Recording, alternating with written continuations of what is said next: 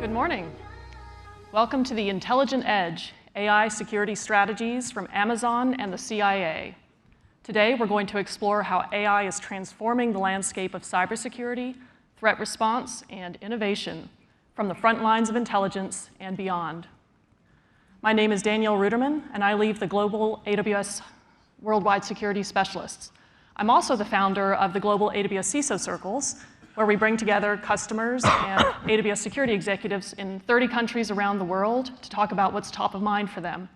And I will tell you, AI is absolutely top of mind.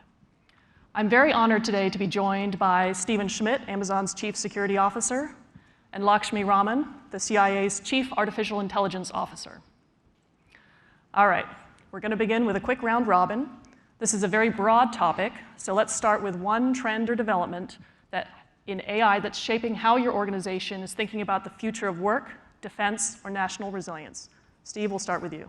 Sure. So I think the biggest change that we're seeing right now in AI is the movement from the forms of AI that most people are used to. That's the question and answer process. The post something on ChatGPT and get an answer back from it.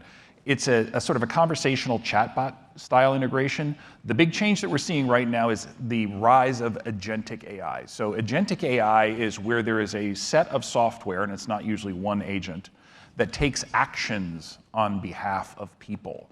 Meaning, sort of the canonical example that we use internally is with Alexa Plus, which is the newer version of our Alexa service.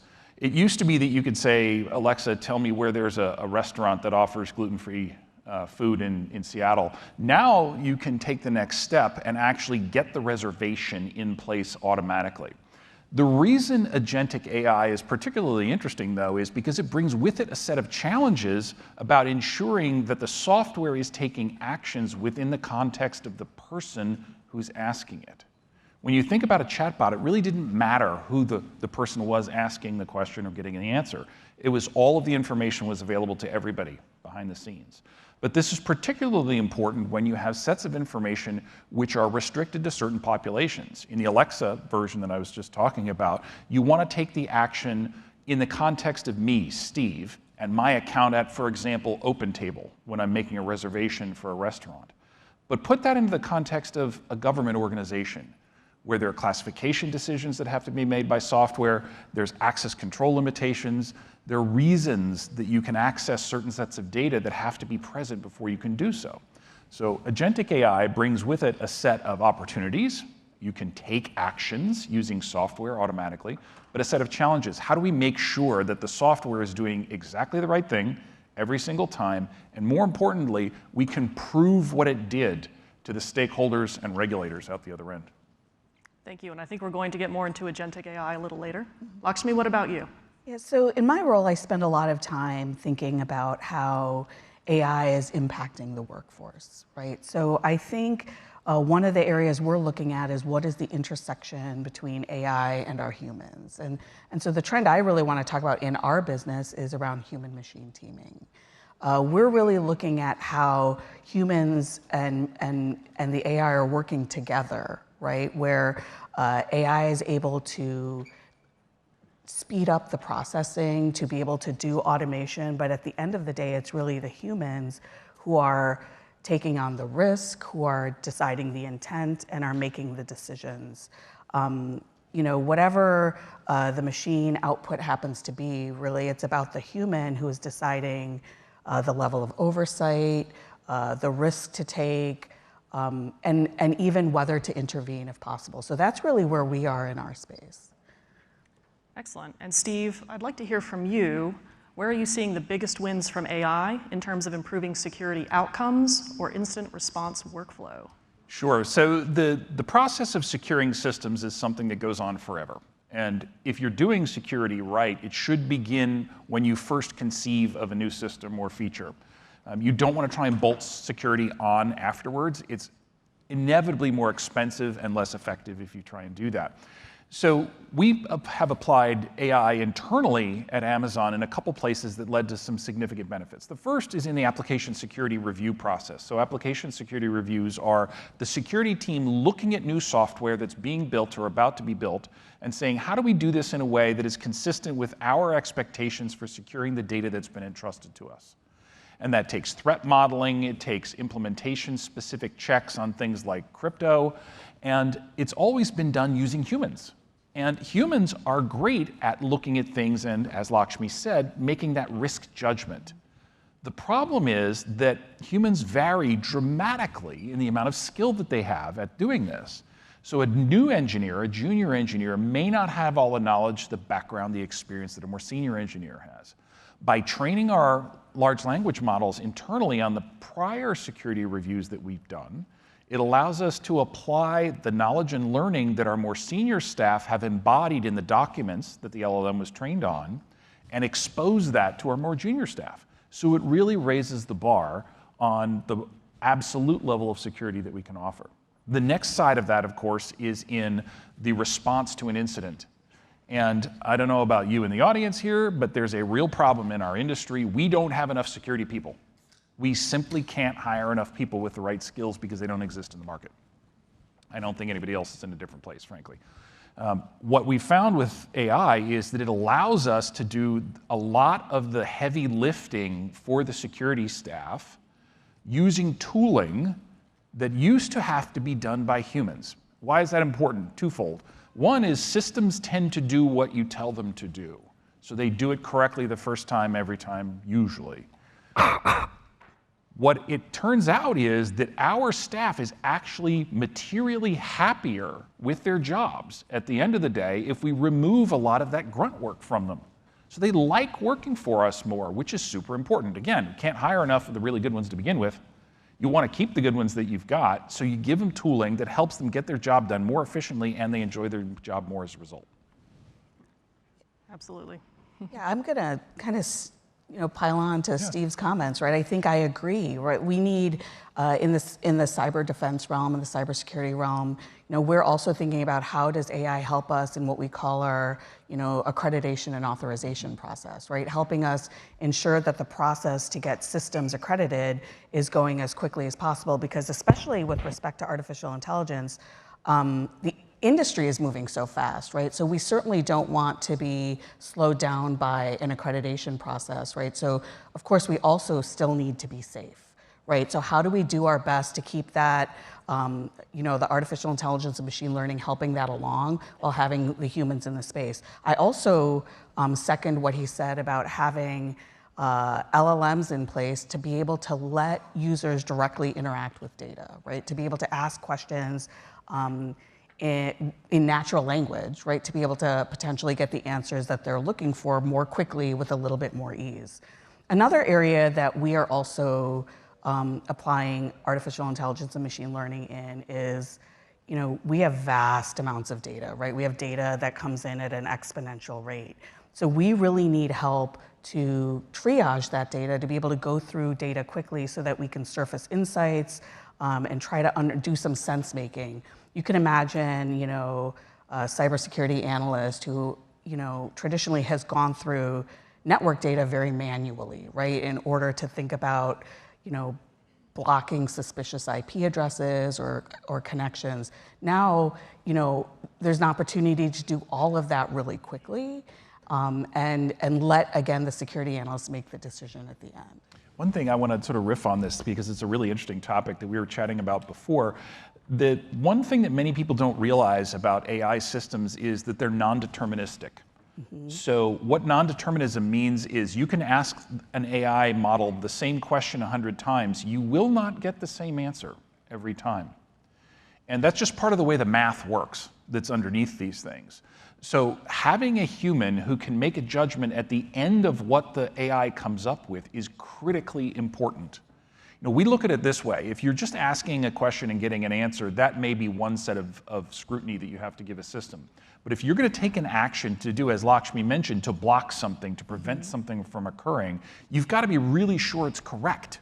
So there has to be that skilled person that she spoke about at the end of the AI use process saying, yes, this is the right thing to do at this point in time with this context. Right, as you're aware, Steve and I were talking backstage, we're both old software developers, right? I grew up in a very deterministic world, and so moving into an area that's highly probabilistic was a shift for me about 10 years ago. So, we're also trying to bring our agency along to think in those terms when they're dealing with AI. Absolutely. And I think there's something else we can accept is that AI can be weaponized as easily as it can be secured. And Steve, I'd like to hear from you what you're seeing and how threat actors themselves are leveraging AI to carry out attacks, mislead systems, or overcome defenses. Yeah, and so the sort of canonical form of AI that everybody thinks about is the bot that's attacking you autonomously and doing all the things. The reality is a little different than that right now. Will we get to that point eventually? Sure. What are the adversaries using AI for now? I was reading a report this morning, actually, before I came in here from our threat intelligence team about the way that the Iranians use AI in their process of exploitation of networks and infrastructures. It is almost always right now where they're using tools like AI to be better at things they already do. So to craft a better phishing message, to make a better watering hole website, to allow them to look more like something else. It's not bots autonomously attacking each other yet. That's not to say that that won't happen. In fact, we have an internal model set that we built with 2 agents which go after each other inside Amazon. And the attacking agent creates new ways to break into systems. The defending agent identifies the particular characteristics of the attack that we can program into our defense systems, and we measure how long it takes from when an attack occurs until the defense is in place and functional. So that's the next step in this evolution, is building autonomous defense systems. The key, of course, being that we don't want to push them into production without a person looking, because there have been errors. They have made mistakes. In fact, one of our internal systems decided that the right answer to blocking something would be to block www.amazon.com, which would be awkward if we allowed it to go into production. That's why we have a human at the end of it saying, that's probably not the right thing to do. That's actually a good segue. Lakshmi, what kind of frontline skills are you looking for in these employees to ensure they can understand both the technical sophistication and the human motivations behind some of these threats? Right, we're really looking, I'll speak, a little bit from the AI space, but also a little bit more broadly for the agency in general. We're looking at people who can, live between the intersection of technology and human intelligence, right? People who can understand how those 2 areas can potentially interact and around human behavior and how to think about future activities. When we're thinking about analysts, for example, we're thinking about people who have critical thinking skills, who can demonstrate analytic rigor, who can think multiple steps ahead with incomplete information. We're also looking for people who have digital acumen, with understanding of cloud and cyber and AI, so that we have those technical skills in-house. Human language proficiency is very important, right? Regional expertise are things we're looking for. And finally, people who are interested in lifelong learning, right? Curiosity, because threats change over the years. So we need people who understand and are willing to learn about that.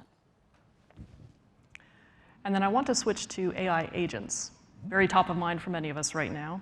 So they're rapidly becoming the next frontier in enterprise transformation, and many organizations are looking to understand how to best use them. As agentic AI becomes more capable and more autonomous, Steve, what unique risks or benefits should we all be thinking about?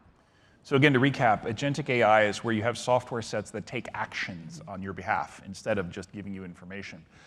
And to take an action, you have to authorize that agent to do something. So building the right authentication and authorization process in place that you can then prove how it was used later on to a regulator or to an oversight body is the first step in the process. But let's back up a little bit further even. Many people, when they're using things like a ChatGPT or something like that, don't think about what's going on with the data that they put into it, the question that they ask. In fact, if you talk to people in jobs like ours, the question is almost as valuable as the response. And I can learn so much about what you're interested in by looking at the question. So when your employees ask a chatbot a question, where does that data go? Who has access to it? What are the rights of use or terms of use associated with that data? Super important question that if you don't know the answer to can turn out to be a really uncomfortable conversation later on, since many of the click-through agreements that are present for chatbots that are publicly available say the company keeps your data and can use it for their purposes. So read the fine print, unfortunately. The second piece then is when you use that data, the response that comes back, who has access to that material? Is it the people who are building the model behind the scenes? Are they the right people to have it? For some things, that may be completely fine. If you're asking questions to the Amazon customer service bot, for example, the risk model is very, very different than if it's one of Lakshmi's. And so you have to build in these access controls that are appropriate for your data set with your population of users at your particular time and under your regulatory regime. Right, and Lakshmi, from a mission innovation perspective, how are you thinking about the potential of autonomous AI agents? Are there responsible ways to explore their use within national security settings? Yeah, absolutely. AI agents definitely have an opportunity to transform enterprise automation. Leveraging them to do complex multi-step workflows, to do tool calling across a variety of databases and other foundational tools has tremendous potential. Always, and you're going to hear me going back to this, with a human at the crucial step to review what's going on. However, there are things to be concerned about. You have to be concerned about, drift happening across, a lot of things you're concerned about more normally, right? What is happening when you're thinking about drift? You also have to think about, it's probably a little bit of a bigger black box, right? So what's going on inside of that black box, and can you have a level of explainability around that to your users? For us, employee trustworthy, being able to trust the AI is an incredibly important concept, right? So having the ability to explain that to them is very important. Legal and data compliance, right? That's huge. As I just said, we could be calling from multiple databases to access data, ensuring that we are allowed to do so from a legal policy and data compliance perspective. But with that in mind, right, being able to gather data from multiple spaces, to be able to leverage AI agents for cognitive aids is, incredibly exciting. One thing our customers have told us is that explaining why the AI gave the answer has been so helpful in helping the humans learn, which I think you touched on. It's incredibly important, and also letting our users actually put their hands on some tools and get the experiential learning by playing with them has also been incredibly important. Absolutely. So let's shift focus, Steve, to how security teams and AI experts can help empower their organization's use of AI. Customers very often ask us what they can learn from how Amazon is working with AI. So I'd love if you could give us an example of how Amazon securely embeds AI into enterprise systems at scale. Certainly. So the first thing that we have to focus on is making sure that the access control is appropriate for the data in question. Now, access control means making a decision, yes or no, whether Steve, who's asking a question of an AI agent, for example, gets a response or not. That depends on, of course, the data that's behind the systems. And is that data appropriately labeled? Now, this sounds like not a lot of fun. It's the vegetables of the AI world. But it is something that is crucially important to the underlying efficacy of the information infrastructure that you're building. The way we focus on this is having discrete goals in every organization in the company which say, should AI be doing this versus a human? And making that decision explicitly every time. It will take a bigger investment up front to answer that question, yes, because I'm going to have to go build software. But the payoff down the road is incredible. The efficiency changes that we've seen internally are dramatic. So for example, just looking at my own organization, if you look at our ability to do application security reviews, we are much, much more efficient with the first generation AI that we've got right now in place and functioning, like 44% more efficient, for example. With the stuff that we're building right now, it's going to be much, much more efficient than that, which means that we can do reviews of the security of our systems more frequently, in more depth, with greater precision, which will result, we know, we can prove this through metrics, in a demonstrably reduced risk footprint. And so it's applying AI in discrete places intentionally every time you make a software build decision and operate. No, that's fantastic. I think the productivity gains that AI can provide when incorporated into enterprise workflows that users use every day is enormous. We too have seen measurable increases in productivity by leveraging AI into workflows. And it's just such an exciting time to see how this can really transform some of the way that we do our tradecraft in our business. And that the really fun thing about this is that quite often we as builders will say, I'm going to put some AI into this particular slot in this particular software set, and we think it's going to be used by our end users for this particular purpose. Turns out they find an incredibly creative way to use it we hadn't even thought of, that leads to much better improvements on the back end than we could have anticipated in the beginning. So I guess the point I'm making there is get it into people's hands quickly, safely, of course. I am the security person, I have to say that. But get it in the hands quickly, try it out. There will be some things that just don't work. And I know that's tough in a government organization. But in many cases, those are the best learning opportunities we've found. Yeah, and getting the feedback, right? Getting that feedback, incorporating the feedback, not only into the systems, but into the models, right? Can really help improve the user experience. Oh, that is a super, super important point that she just made. Feedback into the models themselves. What does that mean? It means if your employee asks a question and gets an answer and says the answer is not correct, you have to have a mechanism in place to get that back into the training process, or else you will not improve the efficacy of the software underneath. And then people will be like, why am I doing this? This thing's wrong half the time. It's a waste of time. I don't want to use it. Exactly. And you'll have a bunch of users who don't like what you produce. So you need that mechanism. Can I throw one more thing in there? And training, education, right? You've got to get training out there for your users. We kind of think of it at 3 different levels. For our general workforce, which really might be kind of the most important user base, right? People who are sitting side by side with our AI practitioners who can help describe the workflows that need automation. Then we think about it for our practitioners, right? So they are really keeping up with the latest. And then finally, our senior executives who can think about how they can transform their organizations with AI and also generate that buy-in from the top level. We've had many customers tell us the same thing, that they've created a walled garden or a playground and invited a wide cross-section of people in their organizations to play because they've been surprised at the human creativity and how they've figured out how to leverage this technology. So Lakshmi, your work sits at the intersection of mission needs and AI innovation. I want you to talk a little bit about how you balance ambition and risk when you identify what AI use cases are worth pursuing. Right, so everything that we do is really about a balance of ensuring that we are getting the capabilities to our users so they can meet their mission needs, but doing it in a safe way, right? Thinking about risk assessment and mitigation. So when we're thinking about how to balance those 2 things, we're thinking about alignment with mission goals, like is what we're doing trying to aligning with mission goals.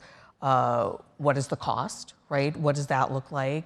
Are there risks and how do we mitigate them? And we're looking at compliance. So those are like some of the major criteria that we look at as we are thinking about implementing a use case with AI.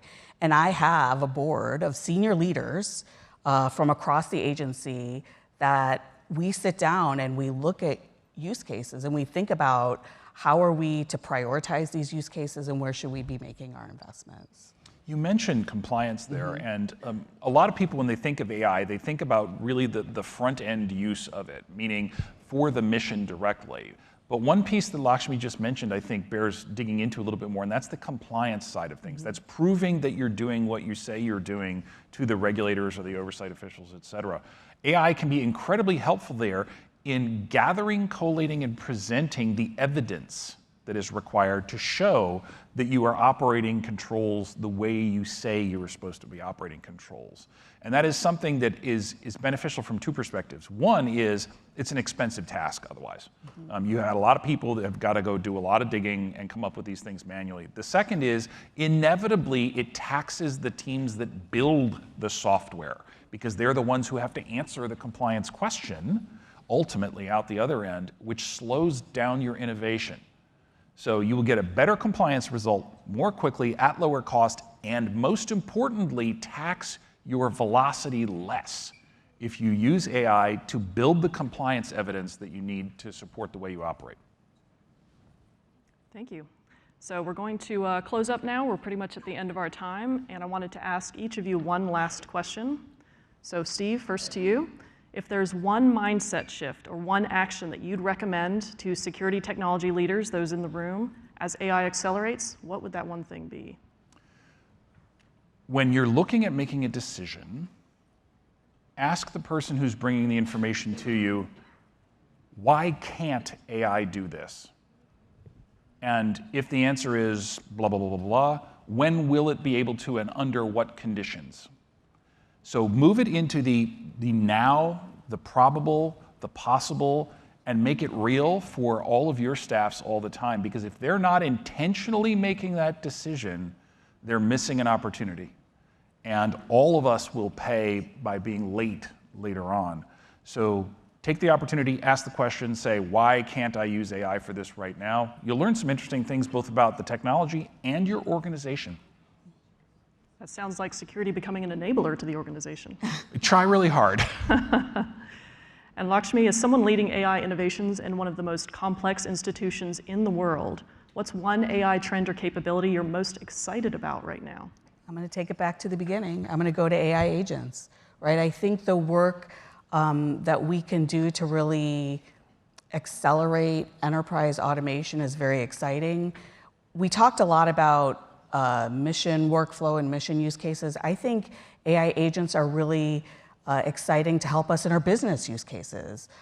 We too have to think about, I think, help desks, right? I think AI agents can help us with our help desk. I think AI agents can help us fill out forms automatically that then we can go look and make sure it's all been addressed and hit submit, right? I think there's a lot of opportunity there for us, again, to get the productivity gains that we're looking for. Absolutely. Great. Well, we're at time, so thank you, everyone. And thank you so much, Lakshmi and Steve. Really appreciate your knowledge today. And thank you, all of you, for joining us first thing in the morning. Really appreciate it.